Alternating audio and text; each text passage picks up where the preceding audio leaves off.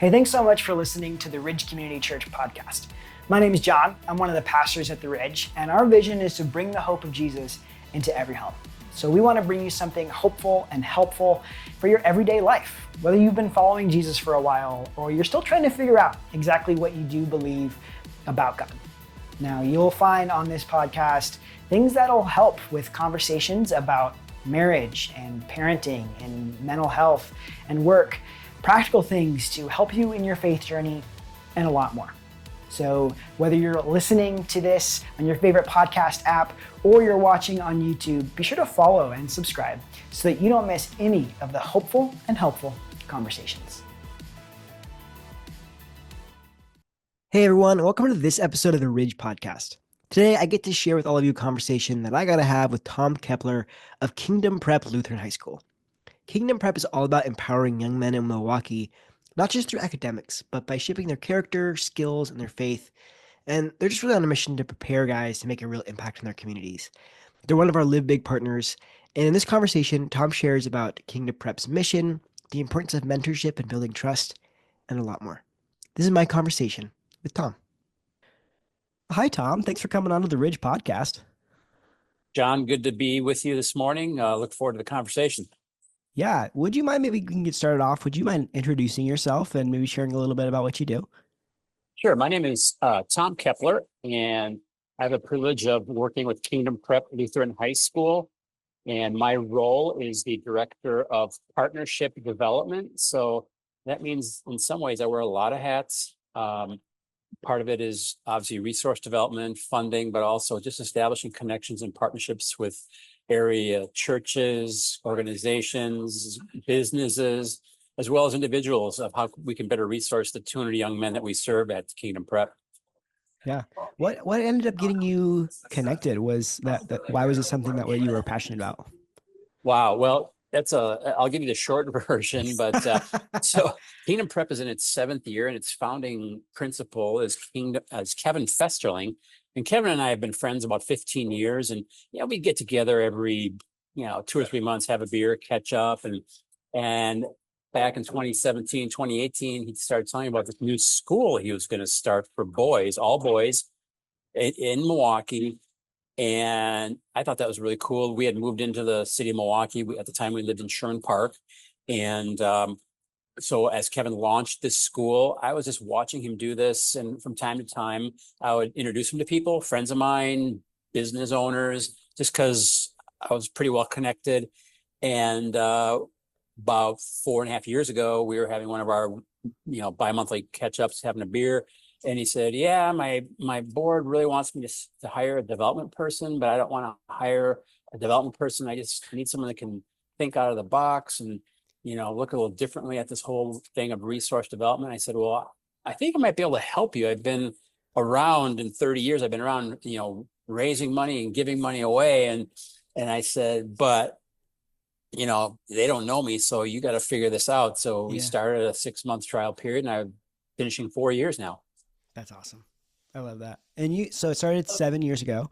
And maybe we could share a little bit about what was the heart behind the mission? Like, why was it important that Kingdom Prep started? Yeah. So, as you know, and as folks in the church know, that, there is in Wisconsin, we have the parental choice program where the state of Wisconsin provides what they call choice dollars for parents to choose to send their students to private schools. And so they get a certain amount of funding from the Department of Public Education on the choice voucher. And this really changed a lot of the kindergarten through 8th grade parochial schools in the city of Milwaukee. It really breathed new life into them. Mm-hmm. And so especially in the Lutheran world, there were a lot of these K through 8 schools that all of a sudden kids from the neighborhood were coming to them. And fast forward, these kids are graduating. They're coming out of 8th grade. And a lot of the feeder high schools didn't have enough seats, whether it was Wisconsin Lutheran, Milwaukee Lutheran. Parents wanted their students to continue with a faith-based education. And so they approached Kevin and said, hey, what if we explored what would it look like to start a new high school? And Kevin's point, when you talked to him about this, he would say, well, if it was Starbucks, they'd start 7 new shops, right? If the demand was that much. But they had found in their research that over the course of 3 years, over 1,200 students, eighth grade graduates, were being turned away from these schools because there just weren't enough seats. Wow. So Kevin's on a planning grant started working on this together with Wisconsin Lutheran High School and some of their leaders, and a couple of foundations helped fund the study of this. And lo and behold, they caught a vision for starting an all boys high school. And I think it's the only, if not one of the only all boys Lutheran high schools in the nation. And it was particularly focused on really, let's make it less complicated and make it all boys so we can focus on the stuff that guys wrestle with. And it was really modeled after a phenomenal school out on the East Coast called St. Benedict Prep. It's a Catholic all boys school that during the 70s, when white flight was taking place in Newark, 2 priests stayed behind and said, we're going to keep the doors open. And they started inviting kids from the neighborhood. You fast forward 50, 60 years, and St. Benedict Prep is one of the top academic and athletic schools on the East Coast. Wow. Kevin took some of his founding leaders out there, and he caught a vision of what Kingdom Prep could be. And I could dive into that a little later in the conversation, but that was the genesis of the vision for Kingdom Prep. Was not enough seats to serve the kids coming out of a lot of these choice schools that were only going through 8th grade. Yeah, one of the things I really loved was as I was looking into Kingdom Prep was the holistic approach, and how it's a lot more than just, well, you come in, you sit down, you get your education, and you go. Mm-hmm. It's how do you actually prepare these young men for to have a fulfilling and abundant life after school. Yeah. Could you share maybe a little bit more about what that mindset is? Yeah, so the mindset is really kingdom first, Kingdom Prep. Seek ye first the kingdom of God. It's not college prep. It's not trades prep. It's Kingdom Prep. And so we talk about the 4 years that a family or parents send their young man to Kingdom Prep. We have 4 years with this young man to help him find his purpose, to mine who he is as a child of God, creating his image. And so our whole thing is about what's your purpose? And we try to build into that mission and vision in the context of a very strong brotherhood. So our mission is to create a brotherhood in Christ for lives of purpose. And we try to build that on the foundations of faith, service, experience, and excellence. So we try to provide all kinds of experiences alongside the classroom work, and we're ACT aligned. It's a very rigorous academic program, but also we have things like Exploration Thursday, where every Thursday afternoon our freshmen and sophomores get out of the building, and last week we took them ice skating to the Pettit Center, and for many of our young men, they've never been ice skating. We take them to the Pat's Theater to see the Christmas Carol in December. We visit the Urban Ecology Center, the Black Holocaust Museum, you name it. And then as they get into their sophomore year, we start visiting companies to expose them to different career sectors, whether it's Northwestern Mutual, Catalyst Construction. I mean, I'm not trying to name drop, but just we try to expose our guys to all kinds of different job sectors where they can begin to get a vision for what's possible. And then in their junior and senior years, all our boys are required to have at least a semester-long internship where they're employed by an employer partner in the community. So again, it's really about life preparation. We take academics very seriously, but it's also giving them a lot of co-curricular experiences that go well beyond the classroom. I just love that holistic approach. I love that you're truly equipping these young men to, and I think that when you talk about purpose, and so often, I mean, even as adults struggle with their purpose and their identity, and to have these young men have that equipping at such a young age, I mean, just sets them in a totally different path for their life. Maybe you could share, are there any stories that stick out to you about maybe it's mentorship, whatever, Sure, that comes to mind? Yeah, I think of a young man who is a senior now. His name is Gage. And on one of our outings, Gage, we took a bunch of students to a local family-owned business in New Berlin, and they're an industrial cleaning company. So they work with companies in terms of cleaning uniforms and a lot of other kinds of activities. But they have 4 plants all over the country, and so Gage when we took him there, he goes, I want to work here. And so anyway, together with our director of internships, Gage got an internship at ITU Absorb Tech. That's the name of the company. They're in New Berlin. And he started working there 1 day a week during the school year. And then this past summer, he worked there full time during the summer.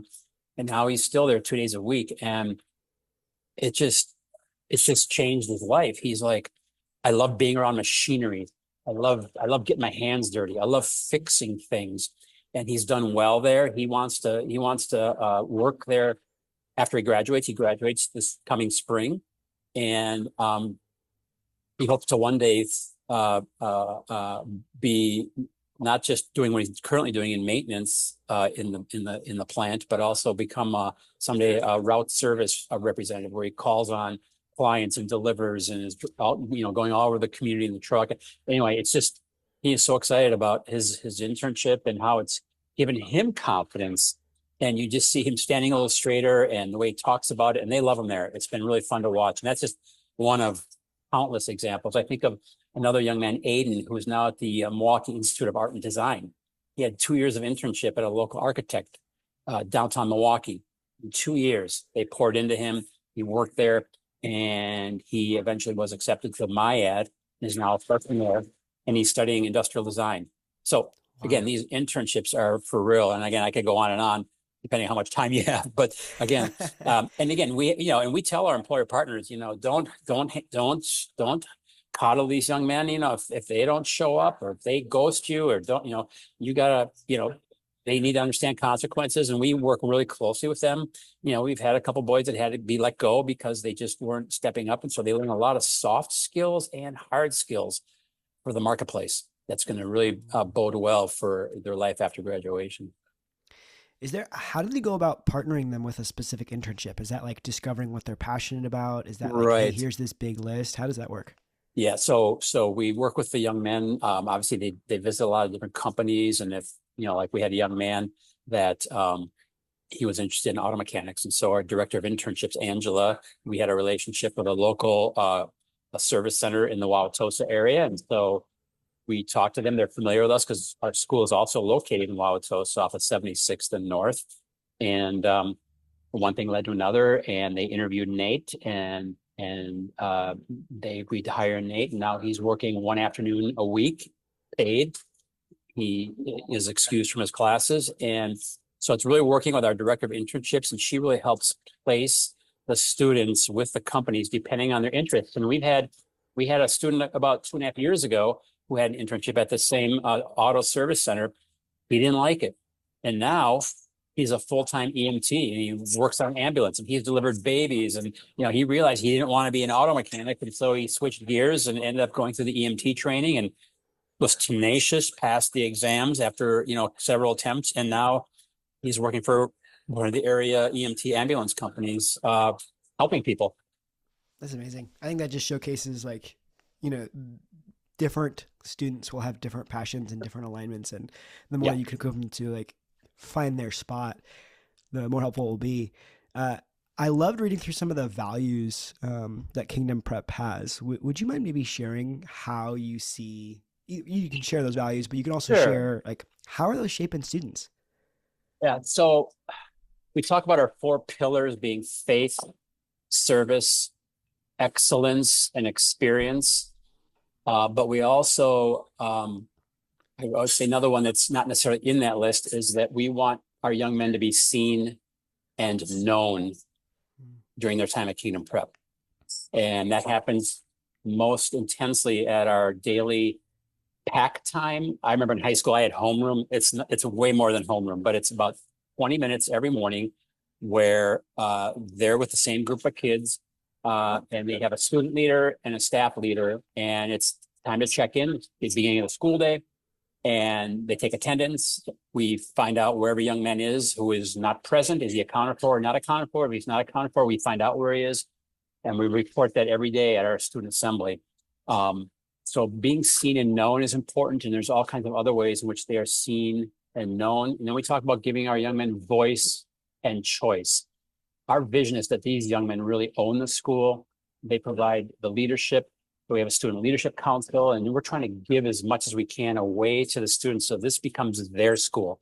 And those are a lot of the things that we learned and that our founding staff learned when they began to learn about St. Benedict Prep out in Newark. It's about brotherhood. It's about voice and choice. It's about being seen and known. And then, of course, we build that on our 4 pillars. And one of them is experience. And I'll just give you an example. So all our freshmen are required to take a freshman as a capstone to their sort of rites of passage. They do a freshman camping trip up in Marinette County on the Peshtigo River. So, they do a 13-day hike, couple of nights overnight in this county campground, Goodman Park. After the 13-mile hike, they end up on a whitewater raft, barreling down the Peshtigo River. And for many of our young men, they've never been out in the woods camping. They've never been on a raft. A lot of our adults have never been on a raft. But these kinds of experiences shape them. It pushes them out of their comfort zone. And and giving them these kinds of experiences to show them that there's a big world out there, perhaps beyond what they're exposed to, beyond what they're used to. Last year, we started a ski club, and we taught, and I'm a little partial to that because I was one of the staff leaders of it. We taught a dozen young men how to downhill ski, and they were phenomenal. And now we got another 25. We got the returning 7 or 8 guys that didn't graduate, and then another 15 to 18 that want to learn how to ski. And so it's just providing the opportunities for our young men to experience different organizations, new learning. The internship comes under that sort of value of experience, right? The Exploration Thursday last Thursday at the Pettit Center, seeing these guys skating around for the first time, it was just absolutely a hoot. It sounds like this really cool combination of like ownership and accountability, where they're given this ownership to make, in some ways, the school their own in terms of how they're doing things, but also held to a pretty high standard. Is that fair? Yeah, we try to hold them to a high standard, but it's really based on growing relationships of trust, and that takes time. Yeah. And, like in my role in development, I'm not in the classroom every day. So I look for opportunities to get connect points with the kids, because otherwise I could be easily sitting in the corner of a coffee shop or just in the ivory tower. So, but like the skiing or being assistant coach of one of the sports, I can connect with the boys. So, I get a few fist bumps when I walk down the hall now too. Hey, Kep, what's going on? Yeah. But yeah, this idea of accountability, and that's based on relationships, and they take time to develop. But it's really, really important that they understand, because if they have ownership of the school, it's theirs. And so they're also accountable. We just took about 8 kids to a choral fest down in Illinois. And every time we leave the building, we tell our young men, you guys are ambassadors of Kingdom Prep. Let's show well, show them who we are. Why is that trust building so important? I think it's important because otherwise education can become so transactional. And I think, we're built for relationships. That's what I think, not to get too theological, but that's what the body of Christ is all about, right? And so the one another passages. So otherwise, I think school can become something that all they know about. It's just, I got to learn this stuff. I've got to spit it back out on a paper or on a test. But if a student knows that this teacher or this administrator, he or she has my back, it can change the tenor of the conversation. But sometimes, those conversations are still very hard. Yeah. And it takes a while, because a good number of our young men, come to Kingdom Prep, and they've experienced different negative experiences. Educators talk about adverse childhood experiences, ACEs, trauma, those kinds of things, instability perhaps in some home situations. And you bring all that into a school, and you never know what silent story a young man might be living, and he might act out in class. And so that's why the relationships are so critical, and they take time.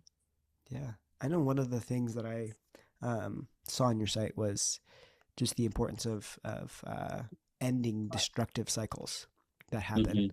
Mm-hmm. Yeah. I just thought that was, I don't know if we need a bigger discussion on that, but I just thought that was really captivating. Well, we work really closely with our students' parents or guardians or parent, if the case is such, and we really try to have very frequent and close conversations with their parents or guardians, so that if there are challenges, and there often are, we're working as a team. We're not working in isolation. Yeah. Yeah. You mentioned one of those pillars is faith. Yeah. And I mean, how does that play out on maybe a day-to-day basis and Sure. impact the students? Yeah, again, I would go back to a couple things. One is there's both formal and informal ways that plays out. Formal, we have, two all student chapels every week. And then on midweek, on Wednesdays, we have an all student assembly.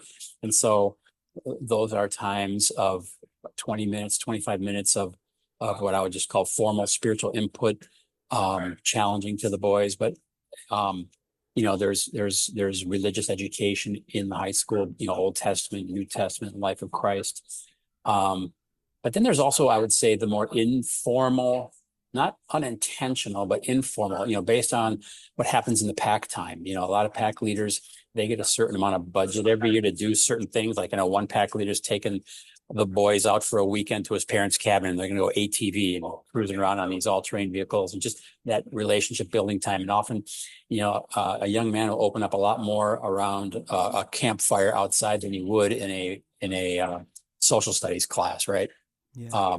So it's those kind of relationship building times every day during pack outings. The conversations that happen when you have you're taking a group of kids in the school van to a choral fest or to a Alpine Valley ski hill, and those kinds of things, and where you're able to speak into their lives. I remember one of my colleagues, actually Kevin, our principal, talked about one of our founding graduates who is now working in construction. He started his own nonprofit working with some of the shelter communities in Milwaukee. So he's not only running a nonprofit, he's working construction, but as KJ talks about his story, he talks about how, because of his conversations with Mr. Festerling, the principal, Kevin really challenged him early on. Once KJ started earning money, have you thought about giving 10% away to people in need, or to the church, or to whatever cause God puts on your heart? And so since then, KJ has learned to give back. And that was one of the impetuses of him starting this nonprofit. He wanted to give back. Wow. And so, so that's faith formation, right? So it happens both formally, informally, all over the place. And that's not to say that there's not challenges. That's not to say that, some guys at chapel, they want to be goofing off or whatever. And so it's a real balance, right? And the guys got to turn in their phones every morning when they get to school. So, and that was a big deal a couple of years ago when we instituted that, but it's made a huge difference.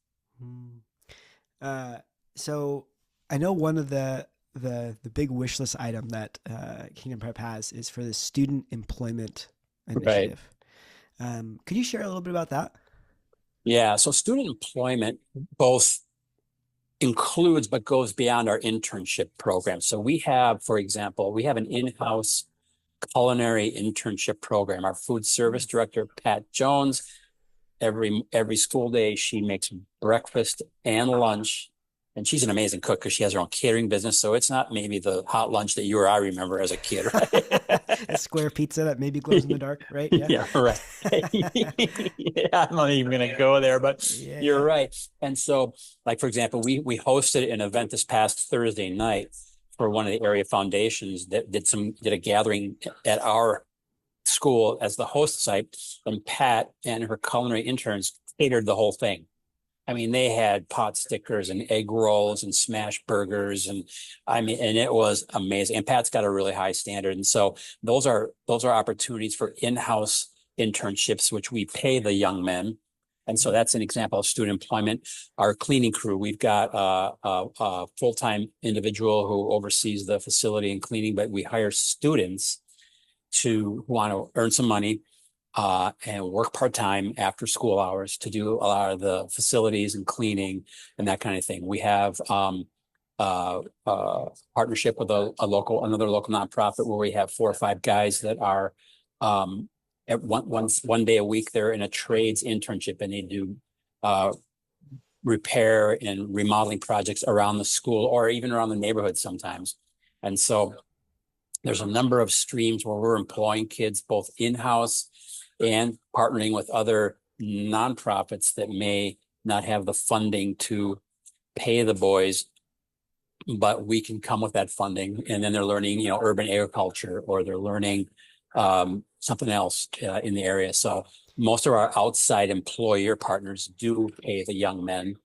But like I said, we have a significant number in-house that both for the internships and just for other employment. I think last year we spent, $70-some thousand on student employment. Wow.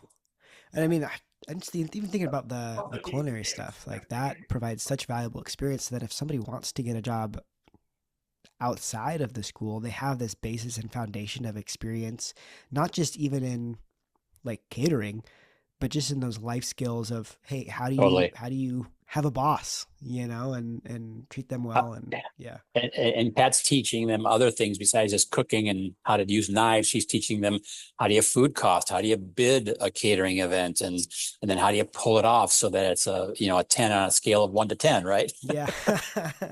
That's amazing. Okay, well, maybe just like last question, if somebody's hearing this, they really connect with the mission of what Kingdom Prep is doing. What are some ways that they could get involved? There's a number of places. We have a class. It's not really a class, but it is a class. It's called the Nehemiah Hour. It's sort of a project-based learning meets character education, meets the story of Nehemiah, meets shop class.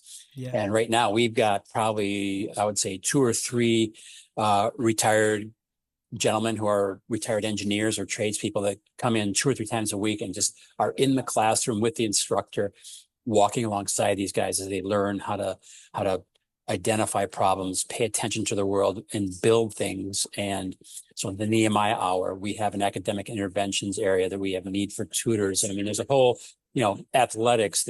We have our home games. We have to staff our home games, and sometimes the paid staff aren't enough to, be the scorekeepers and the game managers, and we need just volunteers. So there's a whole array of things. I know my colleague was at the Highway 100 campus this weekend. Had a little sheet with all, like, in 5 different areas of the school. If you want to hit this QR code, you can sign up. But you can also just go to our website and click support, and then you say volunteer. There's a little field you fill out, and then you'll get a note back from our colleague who coordinates volunteers. But again, whether it's academic tutoring, the Nehemiah Hour, Kingdom Prep athletics, even in the culinary area, we need men and women to walk alongside our young men, and just showing up more than once and coming regularly, then you become seen and known as a volunteer, and you become part of the fabric of our community there at Kingdom Prep. I love that. I don't know if that answered the question, but no, that's great. Yeah. And I think it just goes back to re-emphasize what you're talking about, the importance of building trust in relationship, and how that just really does make an impact. Well, Tom, thank you so much. Thanks so much for chatting with me. We're excited to partner with you guys as we're doing Live Big, and we love what you're doing. So thank you so much. Thanks, John. Yeah, we appreciate the opportunity to be part of the Live Big campaign, and we're excited about what might happen in the future as we continue to collaborate with the Ridge. Well, that was my conversation with Tom. And if you want to help get involved, head over to our show notes, where you can find all the links that you need to get connected with Kingdom Prep and with Live Big. Thanks for listening to this episode of the Ridge Podcast, and make sure to like and subscribe so you don't miss any hopeful and helpful conversations.